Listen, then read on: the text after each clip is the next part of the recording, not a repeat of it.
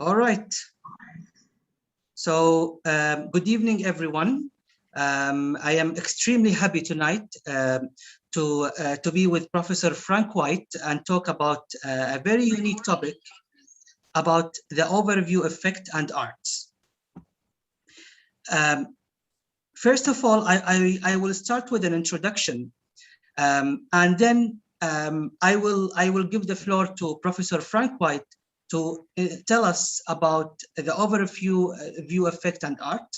My introduction will be mainly about defining what is space arts.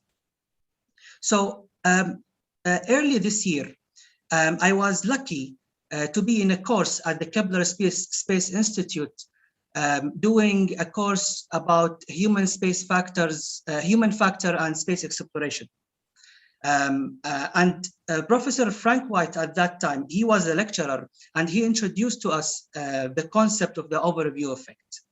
I found it really interesting and really astonishing, but most importantly, I found it extremely important to communicate the idea of the overview effect to emerging space countries. Many of you here in the audience list, know that my work, in addition to working in KuwaitSat-1, I am also focusing in bringing emerging space countries to space exploration.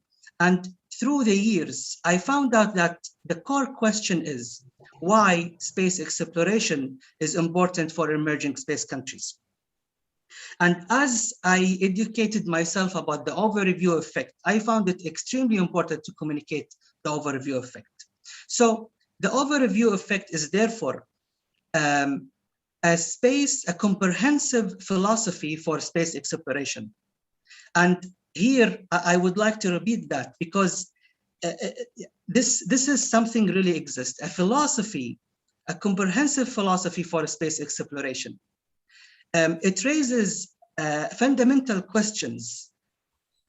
Is space exploration all about humanities? How the evolution of life in Earth is related to space exploration, and also other important questions. But of course, the main idea why we do space exploration. Of course, we are not going to discuss all these. Professor Frank White will not discuss all these questions here. The main focus here is just a brief introduction, a brief definition about the overview effect and why it's related to artists. And in my introduction here, I'm just going to define the artist. And I would like to start with this artwork here. This is Galileo, as you can see here in the picture. He is trying to convince the cardinal to the right, as you can see. I don't know if you can see my pointing, but the cardinal, from his face, you can see he is refusing Galileo's request to observe the night sky from the telescope. And Galileo is trying to convince the cardinal to see the heavens, to see the moon and Jupiter, because Galileo was able to identify a great observation, which is the fact that the moon has mountains and valleys. Most importantly, more important than this observation, the idea that the sky is not something beyond nature. We are the sky, the celestial objects are part of nature. We are all together sharing the same nature, the same physical phenomena. And we can understand, we can absorb, we can study these physical phenomena and come up with conclusions. It is not metaphysical. The sky is not metaphysical. And therefore, Galileo, as a space pioneer, I call him space pioneer, provided a revolution in the way we think. And of course, any new ideas will be faced by resistance. As you can see here, the face of the cardinal is resisting the idea because he couldn't afford that he will lose his faith. So, revolution ideas. Galileo was not the first person who observed the night sky from the telescope. And he was not the first person who invented the telescope.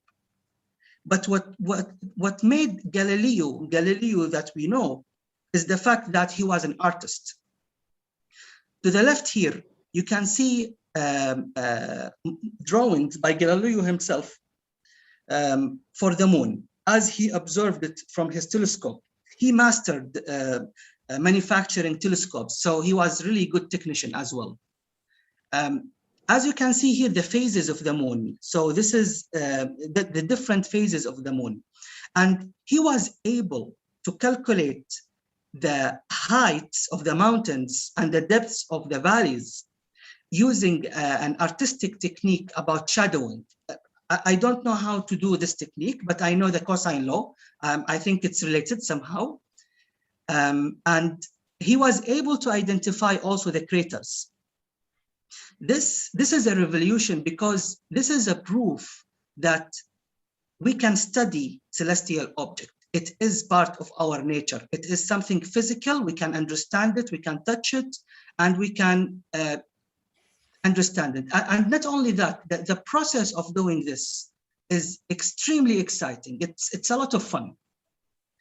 So to come to a specific definition here, what is space arts? This is a definition by the International Association of Astronomical Artists. And again, this is something exists. It's a real organization, active organization in international level. So they defined space arts as the genre of modern artistic expression emerging from knowledge and ideas associated with outer space, both as a source of inspiration and as a means for visualizing and promoting space travel. In the definition, you can see modern artistic. This does not exclude ancient arts related to space and astronomy. But the emphasis here is because space arts are highly intertwined with the scientific method that was emerging in the 1600s with Galileo and Kepler and so on. These are some examples of space arts, space paintings. As you can see here, for example, this is a painting by Ronald Davison it's called In the Beginning. There is another nice picture. I'm going to talk about it a little bit more. It's called The Earth Rise by Stephen Salmon, and so on. This is just an example. Another important example here, Kepler, who ended the discussion that extended for 1,400 years, 1,600 years actually, since Ptolemy, about the geocentric model of the universe. He concluded that the universe, the Earth is rotating, is orbiting the sun in an elliptical orbit.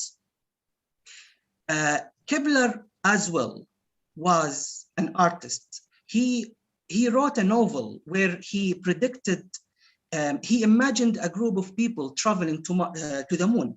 And he predicted the idea that as they are traveling from the Earth to the moon, the thickness of the pressure, the air pressure is going to be reduced. Again, novels is another example of space arts. Back again to the blue marble. This image was taken by one of the Apollo missions. And I am posting this image here, I am presenting this image here because I would like to ask the audience to feel how it will look like if you are standing in the lunar surface and seeing Earth. I just want you to think about how does it feel. The moon, Earth actually is 6 times larger than the moon. So it's a huge object from the sky as seen from Earth. I mean, as seen from the lunar surface, as seen from the moon. It's really astonishing. And as I was studying with Professor Frank White, I asked him the question, is this view, the overview effect, related somehow to viewing celestial objects from the telescope, in particular the moon? I am repeating this question now because It's inspiring. It's inspiring to imagine how it feels, how it looks like to see Earth from space. Before I give the floor to Professor Frank White, I would like to introduce Professor Frank White. So Frank White is a graduate from Harvard College, a member of Phi Beta Kappa, and a Rhodes Scholar. He earned a master in philosophy and politics from Oxford University. Frank's best-known book is The Overview Effect: Space Exploration and Human Evolution. Is considered by many to be a seminal work in the field of space exploration. A film called Overview, based largely on his work, has had more than 8 million plays in Vimeo. The fourth edition of The Overview Effect, including original interviews with more than 40 astronauts, is now available through Multiverse Publishing. Frank considered himself to be a space philosopher and has a long advocate developing a new philosophy of space exploration.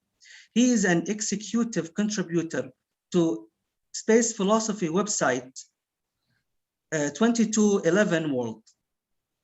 The third book in the Overview trilogy, The Cosma Hypothesis: Implication of the Overview Effect, was published in March 2019 by Multiverse.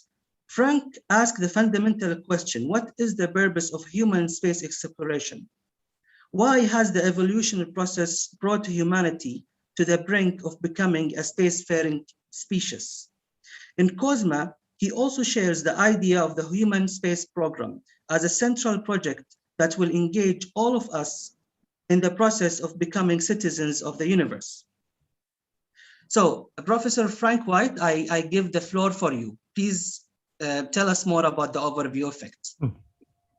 Oh, thank you so much, Ghanem. Let me share my screen here and see if I can pull up my presentation. That was a great introduction, and thank you so much for that. Let me see if I can put this on the slideshow. Hold on a minute. All right, we're going to play it from the start.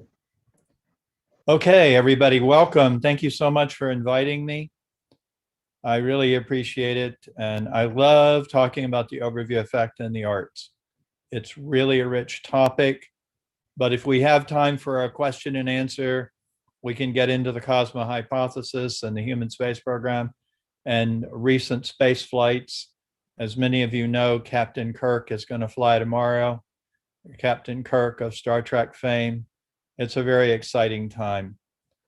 But I'll stick to the topic and we'll go from there. This is actually based on a presentation made at the 70th International Astronautical Congress in October 2019. I've updated it for today. And as Ghanem mentioned, I am the author of The Overview Effect: Space Exploration and Human Evolution. And I'm also privileged to teach in the Kepler Space Institute. And Aziz is here and Ghanem is here, two of my best students, and I'm really happy to see them. So thank you so much for the invitation. We'll try to make it fun and informal, and let's dive right in. The overview effect is a term I coined to describe the experience of astronauts and cosmonauts in low Earth orbit or on a mission to the moon. And both views or both perspectives are within the category of the overview effect, which is the experience of seeing the Earth from space and in space. If you look to the left, you will see astronauts in orbit working outside of their spacecraft on what's called an EVA or extravehicular activity. That's one of the most profound experiences of the overview effect you can have. One astronaut told me it's like the difference between going to an aquarium and looking at the fish through a pane of glass and going scuba diving. So it's really quite impressive to look at the Earth from inside the spacecraft, but when you go outside, as these astronauts do, you're out there, you're a satellite yourself, moving around the Earth at 17,500 miles an hour, and it's pretty amazing. But you'll notice the Earth fills the view, and you can see some land and some oceans and some clouds, but it's all Earth. And then the other picture was taken on the way back from the moon in 1972, Apollo 17. And you can see that's different. You're seeing the whole Earth. You're seeing it against the backdrop of the cosmos. And yet it's all the overview effect in terms of how I've defined it. Some of the common characteristics, though, are seeing the planet as a whole system in which everything is interconnected and interrelated. No borders, no boundaries. Astronauts talk about that a lot. You look at the picture on the right-hand side as you face the screen. Africa, Saudi Arabia, I suppose Kuwait is there somewhere, Ghanem. Madagascar. And yet, what's going on here? There are no little dots between the countries. There's no color. You can see the same thing on the view of the orbit from the view of the Earth from orbit behind me. So this is a profound shift in worldview and identity and consciousness for anyone who's had the experience. That's what the overview effect is. And one of the interesting ideas that a friend of mine posed to me is that the overview effect is what is called a boundary object. A boundary object is an object or idea or a piece of archaeology. I call it a theory, and the overview effect is a theory that has internal coherence, and yet it can be used by many different communities and applied to their own domain. And I believe the overview effect as a theory is a boundary object. And we do know one of the communities that is enthusiastic about it is artists. So I'm going to talk about the question that was raised for me when I went to the International Astronautical Congress, which is why? Why are artists drawn to this perspective? I thought about it a lot, and I came up with 3 words: exploration, inspiration, and communication. Astronauts are explorers, and I think artists are too. Artists explore what it means to be human. Being an astronaut, we don't talk about it very much, but astronauts are definitely exploring what it means to be human, because they are human themselves, but they're leaving this familiar domain, this Earth that we've evolved on this planet. We've lived here for thousands of years, maybe millions of years. We're the product of 4.5 billion years of evolution. And yet here we are at this moment where we are able to leave this planet. It's like a birth. You know, we're leaving the planet of our birth. And so artists explore and astronauts explore. That's one area where I think there's an overlap. And then secondly, inspiration. We just had a very exciting mission called Inspiration 4. 4 different people of very different backgrounds went on that flight, and they were all really engaged in inspiring us with what human beings can do.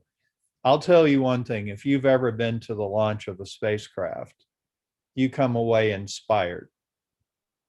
You know, it's like going to some of the great monuments that human beings have created, the pyramids, cathedrals, whatever, the Great Wall of China. A space launch, whether people are on it or not, it's inspiring because it's not easy to do. And it takes the coordination of hundreds, maybe thousands of people to do that. And, you know, Cyan Proctor, who was one of the 4 people on that flight, calls her website, her work, Space to Inspire. And she was selected because although she is actually trained as a scientist, she was selected because in the competition for the seat, she presented herself as an artist and a poet. And you can see her entry online if you go to YouTube, and you can see what she entered on the contest. I actually competed to have that seat. And when I saw her video on Twitter, I went and talked to my wife and I said, don't worry, I'm not going. Cyan has won. And everybody knew she was the best person for the flight. Inspiration, astronauts inspire. Spaceflight inspires. This is something amazing human beings can do when we work together instead of fighting and arguing and dividing into little groups who have opposite goals. And then communication. When I've interviewed astronauts, they've told me it's very hard to communicate this experience. It is an experience first and foremost. And they say it's very hard. And when I was first writing the first edition of the Overview Effect in the 1980s, one of the astronauts said, so you're gonna communicate our experience, are you? I said, well, I'm gonna try. He said, man, I had $1 for every writer who told me they were gonna communicate my experience, I'd be a wealthy man. It's hard to do. Apparently, I made some progress in communicating their experience because the book is in its 4th edition. And I think the astronauts appreciated the effort because they want to communicate it. They don't feel like they should hold it into themselves. They feel like it's a message for humanity about who we are and where we are in the universe. And I believe that artists want to inspire people with their work. They want to communicate things that are difficult to communicate. So I think artists are explorers who want to inspire. And of course, being an artist, you want to communicate. Very few people make a painting and hang it up in their house and don't exhibit it. Very few people write novels and don't try to get it published. Artists are communicators, and the astronauts want to communicate. I think artists are challenged by this, difficult to communicate experience, and they want to help. Well, I'm a writer, and in that sense, like Kepler, Kepler was a thinker, but he was also a writer. He wrote fiction, as Ghanem mentioned. And one of the great things about writing a book is that it can then be a spinoff into other forms of art. So books give birth to films and videos. Books give birth to other books and to poetry and to paintings.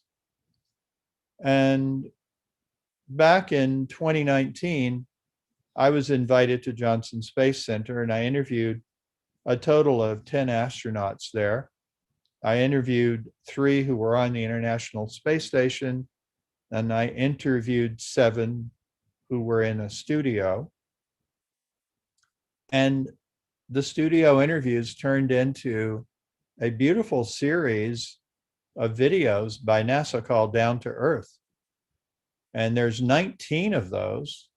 Again, go to YouTube. You can see all of them. They're there for the viewing. 19 short videos and one beautiful 30-minute documentary. I strongly recommend it, called The Astronaut's Perspective. And I just would like to attempt to show you one of the videos here. It's Tracy Caldwell Dyson.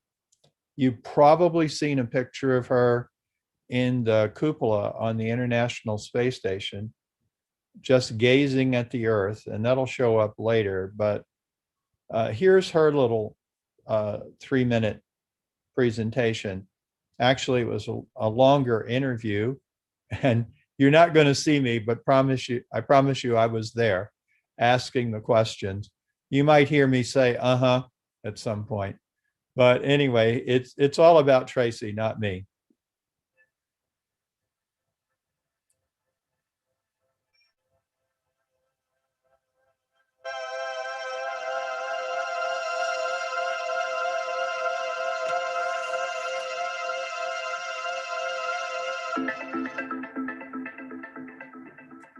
So many things stand out because it also depends on the kind of time that you're spending up there. My first. Sorry.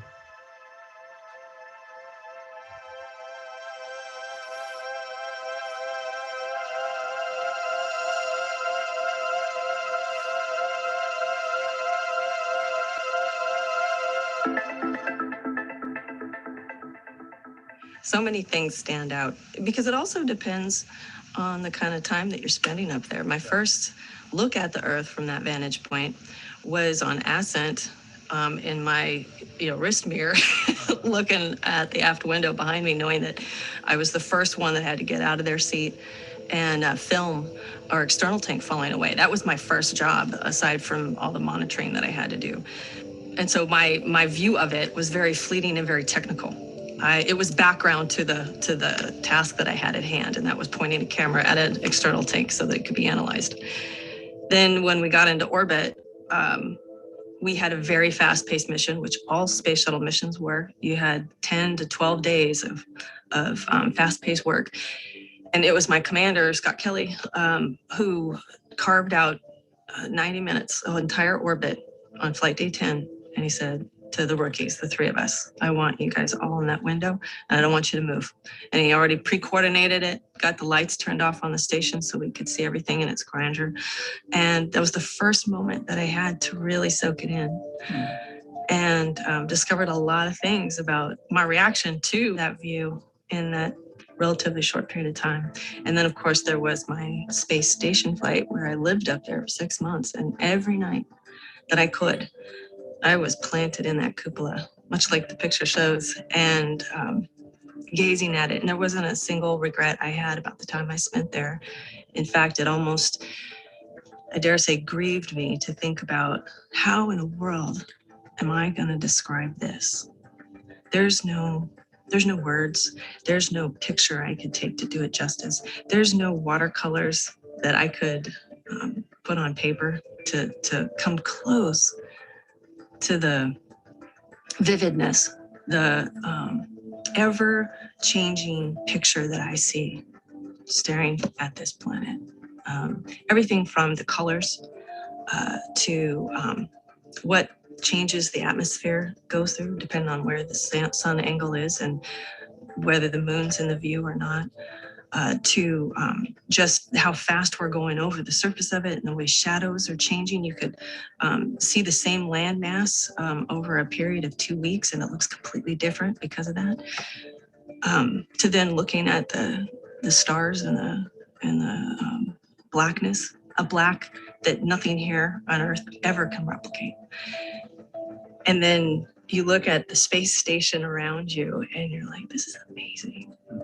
And all the people who are a part of this structure that are either at their desks, creating the next great marvel, or they're sitting in mission control, controlling everything I see. And that's where it kind of hits you that you are but a small fraction of the human race that will ever get to see this the way it is right now. You don't go to space for yourself. You go to space for everybody back home.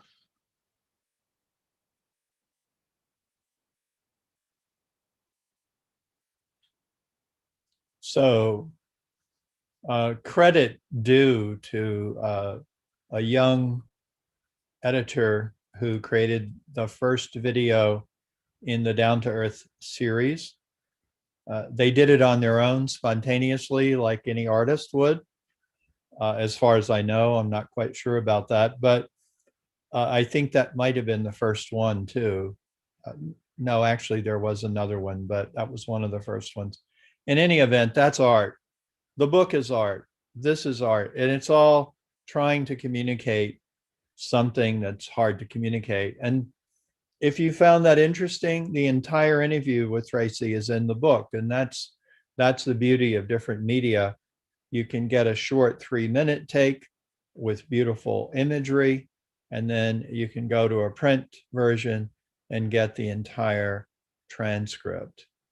I want to say a couple of things about what Tracy had to say. One is, we talked about the impact of the overview effect increases with distance from the Earth, but it also increases with longevity of time. So there's several ways to, quote unquote, go into space. Like tomorrow, Blue Origin will launch William Shatner, the actor who played Captain Kirk in Star Trek. That will be a suborbital hop, literally up and back, 5 minutes maybe of weightlessness and looking out the window. Then Tracy talked about a shuttle mission. That's an orbital mission. It may last 2 weeks, let's say. And as she mentioned, very busy, lots to do, not a lot of time to look at the Earth. The commander had to carve out the time. Whereas on the International Space Station, if you're there 6 months or a year, NASA, in its wisdom, has now decided, it's not a bad thing to give astronauts time off, and it's not a bad thing to create the cupola, which they did, because then they can do Earth gazing. And it's really turned out that Earth gazing is a very positive experience for people who are away from home for a long period of time. The other matter or issue that she mentioned is astronauts not only see the Earth in a remarkable new way, they see the entire cosmos. And I won't get into it now, but she talks a lot in the interview about the stars. And if you can imagine, it's a double feature. You not only see your home planet in a new way, but just think about seeing the stars in a new way. Apparently, they have a greater depth, more color, and they really are different because there's no atmosphere as there is when we're on the surface. So if you're an artist, if I were a visual artist, I'd be wanting to spend a year on the International Space Station to do my art. And I'm sure that's going to occur. Incidentally, did you know there's a Russian actress and a director? They're making a film on the International Space Station. That's art. Well, Tracy said there's no painting, there's no picture, there's no video that can really communicate it. But astronauts try. Alan Bean was a really well-known Apollo astronaut who came back from the Apollo missions and a Skylab mission and became a full-time artist. He passed away recently, but once he got away from the astronaut world, he entered the artistic world. And Nicole Stott recently retired. It's not like she had not done art before, but she really dove into it She did a painting while in orbit. I believe she might be the first person to complete a painting in space. She now has a space art foundation. She's doing remarkable work with children, space, and art. And again, communication, you may remember, what is it? It's a way of communicating the difficult to communicate overview effect. This one's a little hard to show, but I'm going to show just the first 2 minutes of overview. This was produced by a remarkable group called Planetary Collective. We premiered this film at Harvard University in 2012. It was that was put together by the Harvard Extension School, where I also teach, and the School of Education. And you can actually find the premiere on YouTube as well. But on Vimeo, we have the film overview. I'm just going to show you the first 2 minutes. And if you want to see the 19 minutes, certainly it's still, even 10 years later, an amazing presentation of the overview effect.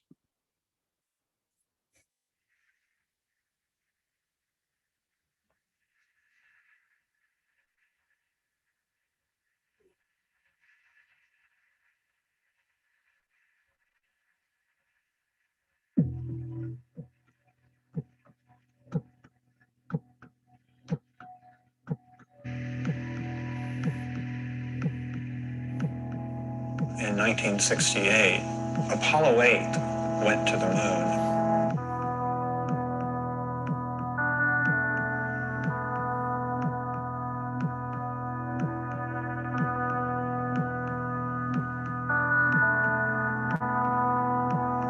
They didn't land, but they did circle the moon. And I was watching it on television, and at a certain point, one of the astronauts casually said, "We're going to turn the camera around and show you the Earth." And he did. And that was the first time I had ever seen the planet hanging in space like that. And it was profound. I think that for me, like for many other people, it was quite a shock. I don't think any of us had any expectations about how it would give us such a different perspective. I think the focus had been, we're going to the stars, we're going to the other planets, and suddenly we look back at ourselves, and it seems to imply a new kind of self-awareness. One of the astronauts said, when we originally went to the moon, our total focus was on the moon. We weren't thinking about looking back at the Earth. But now that we've done it, that may well have been the most important reason we went.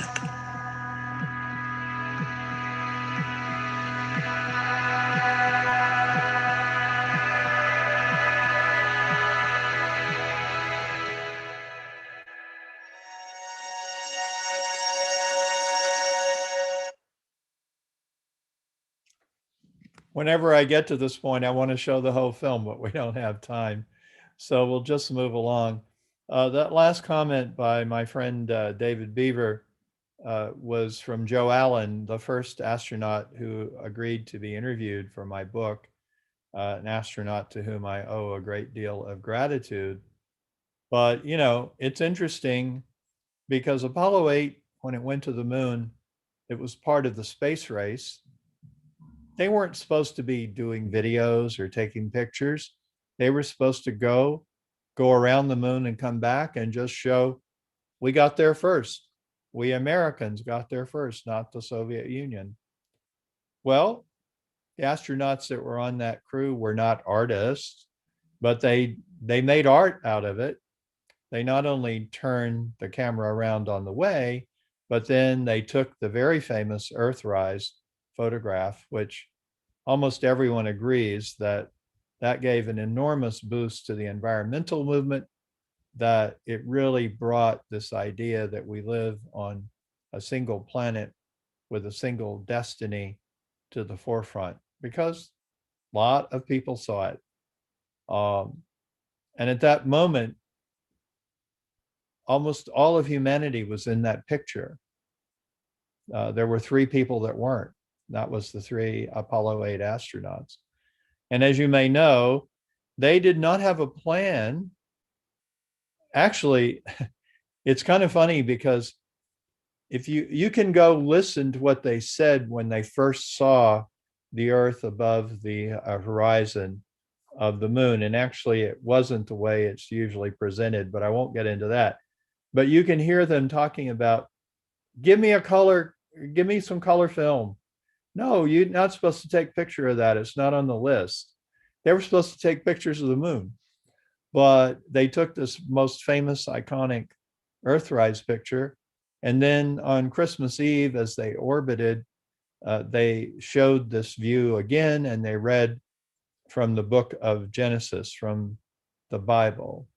And they, tried to honor the occasion, let's say, without a lot of preparation, because that wasn't really the intent. And we go back to exploration. You never know what's going to happen when you explore. Artists don't know where their art is going to take them. When I start writing a book, I don't know where it's going to go. I've been working on a paper recently. I started at point A, I'm now at point Z, and it's so far away from where I expected. That's the beauty of exploration, unintended consequences.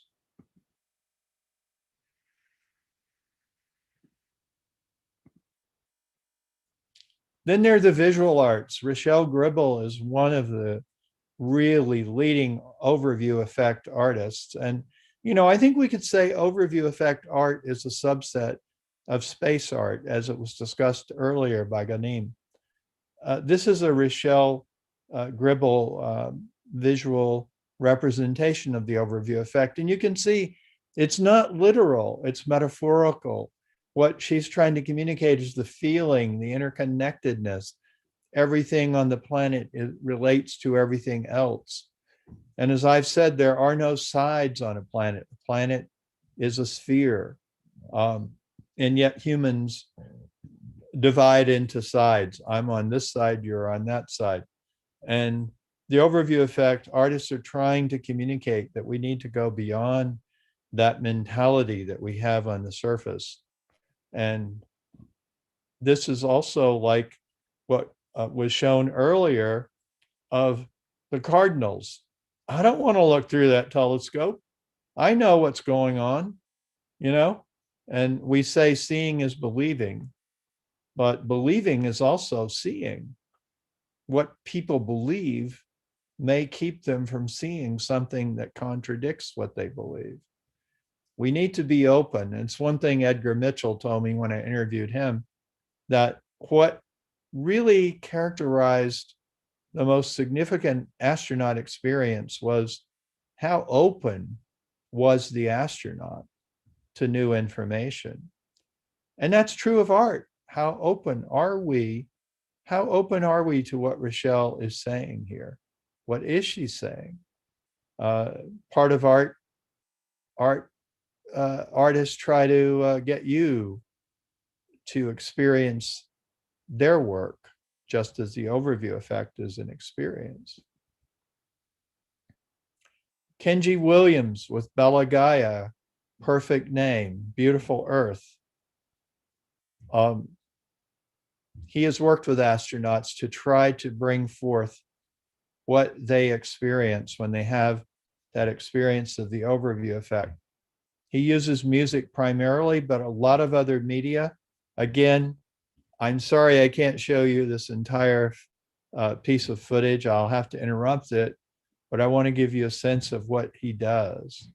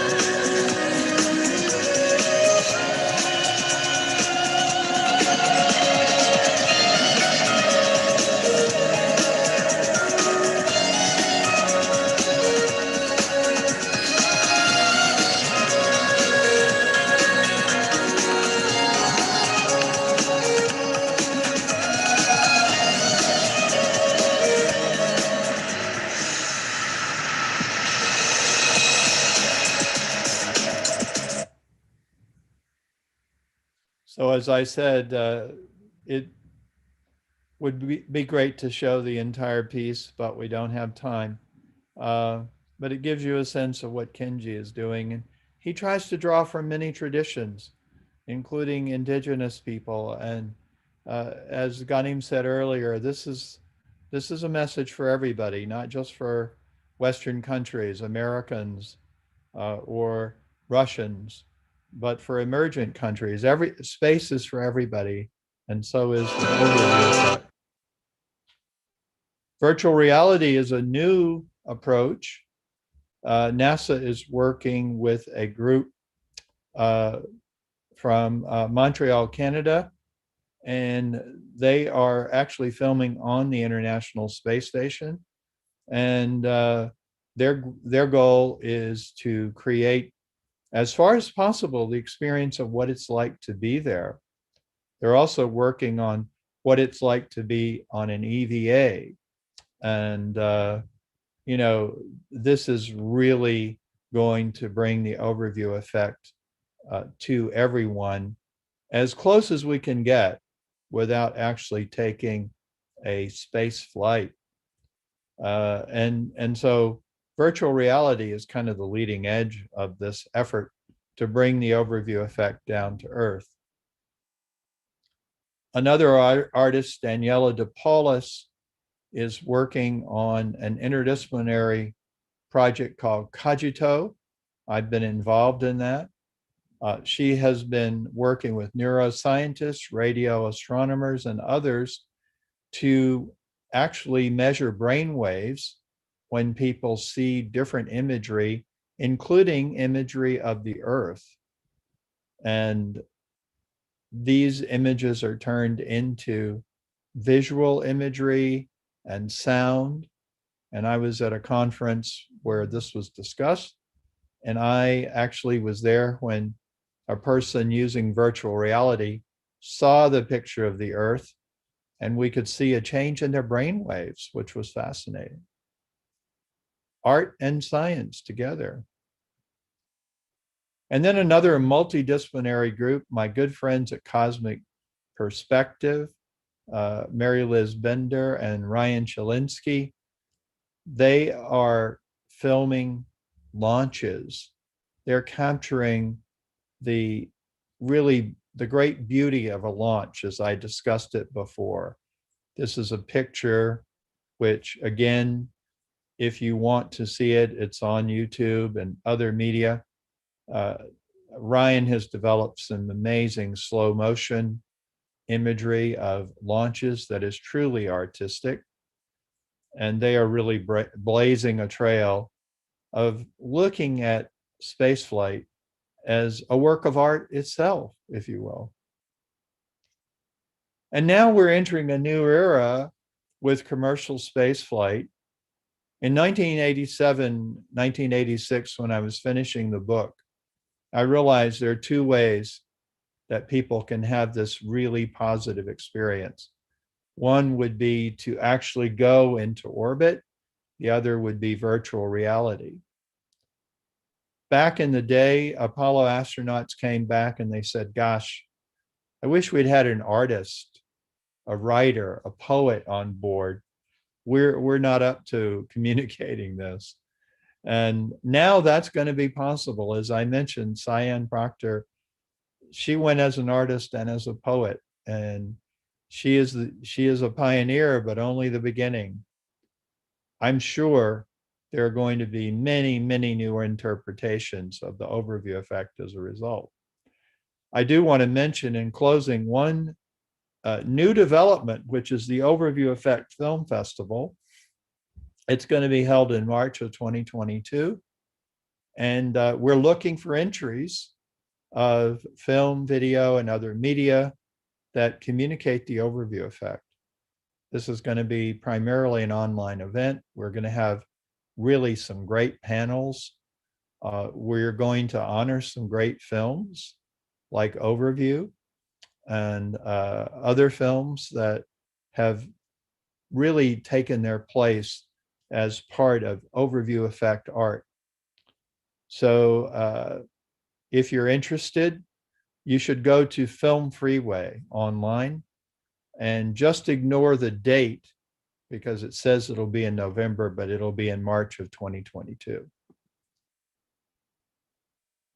Ghanem mentioned that Galileo started a revolution. The word revolution really comes from Kepler talking about the earth revolving around the sun. My goal in writing my book, after doing all this research and having thought about what happens when people are out there and when they see the earth in this way, my goal was a revolution in consciousness, in awareness of who we are and where we are in the universe. We are on a spaceship that is moving through the universe. We are the astronauts of Spaceship Earth, but we don't think that way. And I think it will be beneficial to the Earth as well as to ourselves, beneficial to the cosmos, for us to have a revolution in understanding who we are and what we're all about and why we're here. After doing research on artists and the overview effect, I now conclude that even though we think of space and science and technology being connected, the artists are really in the vanguard in this change in consciousness. And because it's coming to us as a form of art, which we usually don't find to be really threatening, we may not even know the revolution has happened. Our descendants, our children, may take for granted what seems really like an amazing new way of thinking for us. In any event, I'm going to stop there. Thank you so much.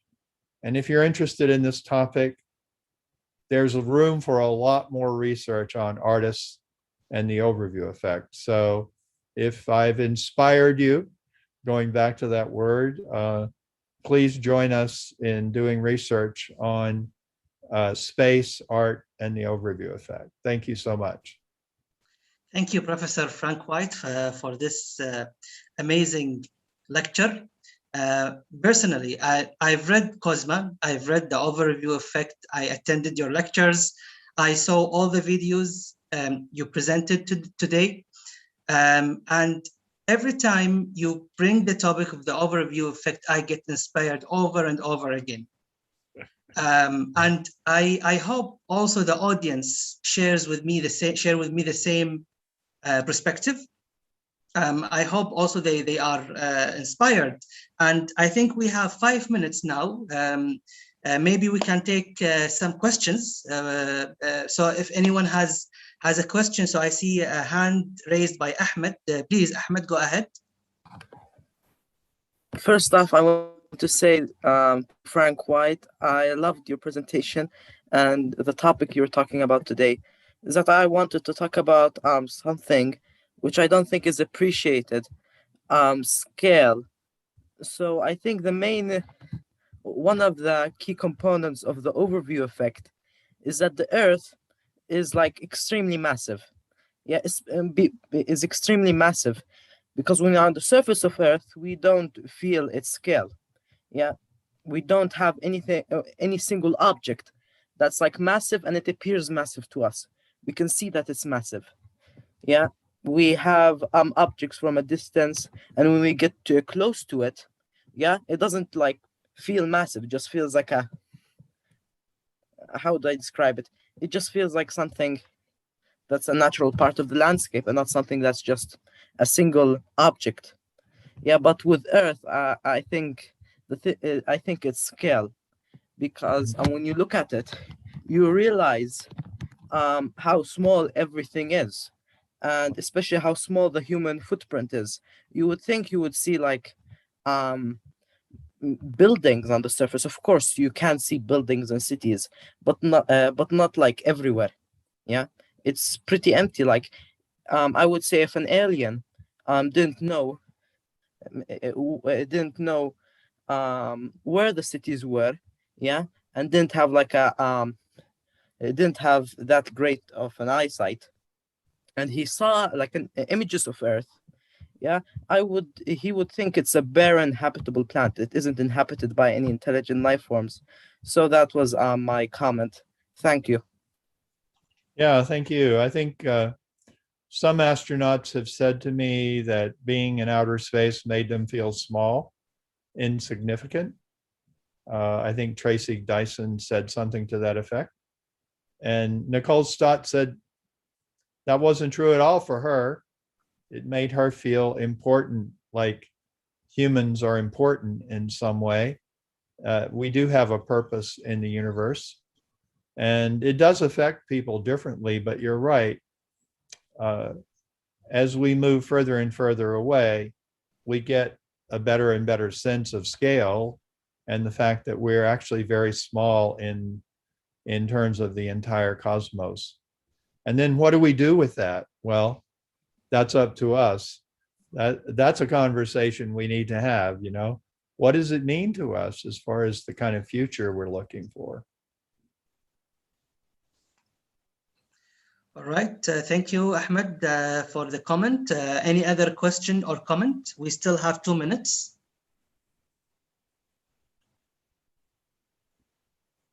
I see a lot of positive comments here in the chat, so I am glad to hear that, and I hope it was also a great opportunity. So if there are no other questions, then I would like to thank Professor Frank White for your time, and maybe you like to conclude with a sentence before we finish. Yeah, thank you so much. I do. The idea of space exploration for too long has been seen as the domain of superhuman people called astronauts. It's been seen as the domain of scientists and technical people. That's no longer true. We didn't have time to talk about it today, but I believe what we're actually looking at goes beyond space exploration. I believe we're on the verge of large-scale migration out from the terrestrial ecosystem to the solar ecosystem. Everyone here can contribute to that. Nothing is cast in stone. Everyone here, whether you're an artist, whether you're a writer, a student, whatever your work, you have a place. Space is for everyone. And so I hope you will be inspired to take your place and have your voices heard. It's up to all of us to make sure it's a positive future. So thank you so much. Thank you. Before I end, I would like to remind the audience here that we will have another lecture also in the series, the same topics, art and space, after tomorrow. And we are going to launch a project about art, introducing space arts to Kuwait and also the region. It's a great pleasure, of course, to start our art project. Professor Frank, I didn't tell you about that. I will tell you later about the project because it's an idea building up now. So stay tuned. We would like to, it's a great pleasure, of course, to start our activities with this lecture. So thank you for your time and see you all soon. Have a great night. Bye-bye. Bye, Ghanem. Thank you, Mr. Frank. Thank you for all. Oh, thank you. It was fun. Ghanem, I would love to get that picture you have of Galileo and the cardinals. Yeah, sure. I will.